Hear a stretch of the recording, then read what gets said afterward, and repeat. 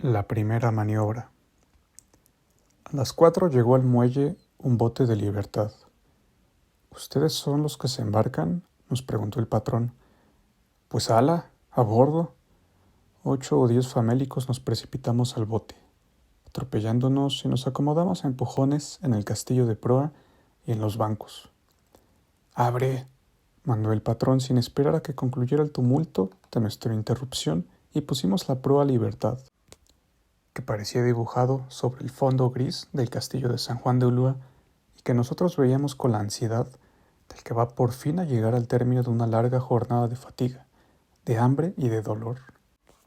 Nos hicieron subir como monos por el tangón, entre las risas y las chuchufletas de los veteranos españoles acabados de contratar en La Habana y que nos contemplaban asomados a las bordas. Un veracruzano, Darío, que ya había sido marinero y desertor, fue el primero que pisó la cubierta de la cañonera.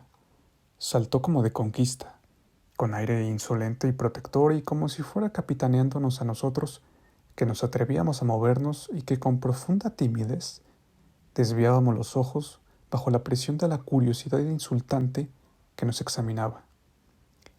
Uno de los de la partida, un muchacho enclenque y enfermizo, pero de fisonomía animada y viva, se me acercó y me dijo: ¿Usted viene de marinero? Sí. Yo de escribiente. Me llamo Ramírez Arellano. He andado embarcado en el Demócrata, en el Pacífico. Verá usted, nos van a hacer quitar los zapatos y el saco. Yo estoy enfermo. Dijérase que solo aquello esperaba un hombrecillo rechoncho, asturiano, casi ciego, sin dientes, con patilla andaluza y que portaba en las bocamangas de su chaqueta las 3 cintas rojas de primer contramaestre para avanir a nosotros, a Ramírez Arellano y a mí, que éramos los únicos que vestíamos traje completo de casimir y que llevábamos zapatos, y decirnos con voz salivosa: «Arza, muchachos, a quitarse esos trapos de señoritos». Él mismo nos condujo al sollado y nos dio a cada uno una taquilla y una maleta de lona para que guardáramos la ropa que nos sobraba allá a bordo. Volvimos a la cubierta, descalzos, en camiseta y con los pantalones arremangados hasta media pantorrilla. Vimos el reparto del rancho, una gran cucharada de patatas con arroz y calamares y un cacharro de café negro, endulzado. El cocinero, un español con aspecto de turco, moreno y fornido, renegaba de su suerte en elevado diapasón mientras hacía el primer reparto, metiendo el cucharón y la mano velluda y nudosa en los calderos de cobre. Los cabos de rancho reían a cada injuria de aquel hombre que parecía una fiera y que en realidad era un cordero, y los solo se ponían serios cuando había que advertirle que el cucharón iba medio vacío. Parecía que aquel hombre iba a ser presa de un acceso de locura furiosa y llenaba el cucharón. El despensero, santanderino, enjuto y serio, presenciaba el reparto, de pie junto a la puerta de la cocina, y contestaba con tono agrio a los que se quejaban de la poca ración o de la frecuencia con que se les daba calamares. «Venid conmigo a la plaza para que veáis lo que me cojo», decía entoldando los ojos con sus movibles e intricadas cejas castañas. El veracruzano se hizo invitar a la mesa de unos amigos improvisados y lo vimos engullir con gran apetito, sin levantar del plato de lata sus ojos viscos, la masa que formaban el arroz, las patatas y los calamares. «Llegamos tarde», murmuró tristemente uno de nuestros compañeros, chupándose los labios. No habíamos llegado tarde. Un españolito de Buenos Aires, piñeiro, muy blanco, muy bajito, muy narigón, con caderas de mujer fecunda, camarero de popa, llegó trayendo un gran platón colmado de escamocha, alones a medio comer, patatas espachurradas, arroz, tocino, macarrones, frijoles blancos, espinazos de pescado, residuos de beef stick y de roast beef, y un pedazo de cake de calabaza. Todo esto formando una pirámide tambaleante, resinosa, que se iba disolviendo poco a poco en la salsa grasosa, negra a trechos cubierta por una capa cenicienta de manteca coagulada. «¡Para los reclutas!», dijo desdeñosamente el españolito, y dejó en la cubierta, a espaldas de la cocina, el platón. un mexicano a quien después llamamos el saxofón, porque una enfermedad horrible lo infló como botija y se lo llevó al hospital, y creo que a la tumba fue el primero en hacerle los honores al obsequio de los oficiales del buque. Dobló la rodilla y clavó los 5 dedos de su mano ennegrecida por la mugre de una inmemorial abstinencia de jabón en la cúspide de la pirámide. El contramaestre lanzó un terno que nos hizo temblar. «¡No mancháis la cubierta, cochinos!», gritó. Y el saxofón, a quien se le escurrían por entre los dedos el arroz y los frijoles blancos, se inclinó sobre el platón para no mancharla. El hambre nos arrodilló a todos.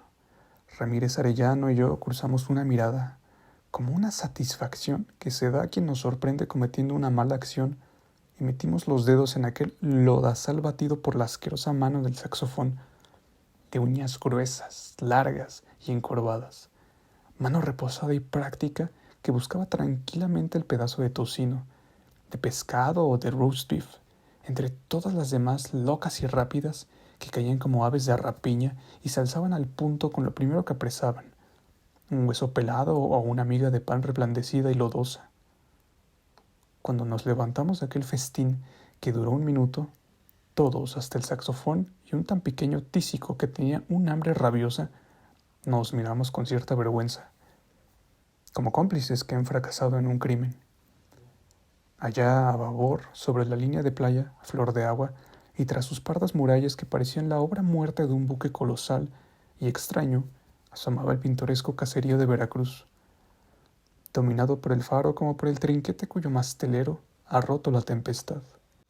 Por el muelle, como por un portalón abierto, se desbordaban la vida, la actividad y la riqueza. ¿Acaso también el saxofón sintió el dolor de la derrota y de la segregación? Allá quedaban los fuertes y los hábiles en la eterna batalla por la conservación y la preponderancia, y a nosotros nos expulsaban, nos proscribían, nos arrojaban indiferentemente en aquel carro de ambulancia y de limpia, heridos y vencidos, unos por el infortunio, otros por la holgananza o la debilidad, y todos por el hambre. A las 8 nos dieron a cada uno un coy, que es un pedazo de lona que sirve de lecho, y nos dijeron que nos acomodáramos en el sollado sin estorbar a nadie. El veracruzano tendió el suyo como una hamaca y volvió a cubierta a cantar malagueñas con sus amigos del día. A las 9 tocaron silencio, y ya entonces rocaba casi toda la marinería con el profundo sueño del cansancio y de la ecuanimidad. Ramírez Arellano, que estaba acostado a mi izquierda y que era el segundo de una larga fila que comenzaba por mí, desde la puerta del camarote del primer contramaestre, se quejaba con voz apenas perceptible de que por el despojo de los zapatos se le habían hinchado los pies y le dolían. «¡Yo, sinvergüenzas!», rugió el contramaestre. «¿No habéis oído la corneta que ha tocado silencio? Dejad dormir a los hombres trabajadores». Bregaba por quitarse sus zapatos de marino, endurecidos por el agua de mar, y como era algo ventrudo, la operación lo sofocaba en aquella atmósfera del sollado, pesada, caliente, palpable, que había que disolver en la boca como una pastilla para poder respirar. Resoplaba entre terno y terno, y de pronto, como quien da una patada, distendió la pierna y tocándome casi con la punta de su pie regordete y pequeño, me mandó como un sultán: «¡Quítame ese zapato!». En un instante fugaz y siniestro, tuve la entera concepción de la ordenanza militar, de la disciplina, de la ciega obediencia, y supe lo que eran humillación, ultraje, rabia, impotencia y dolor. «¡Anda, quítame ese zapato!». Me incorporé sin sentir el agudo punzar de mis pies hinchados y comencé la faena, mientras Ramírez Arellano se quedaba inmóvil como un muerto y a mí se me disolvía en llanto la nublazón del crimen. De José Ferrer.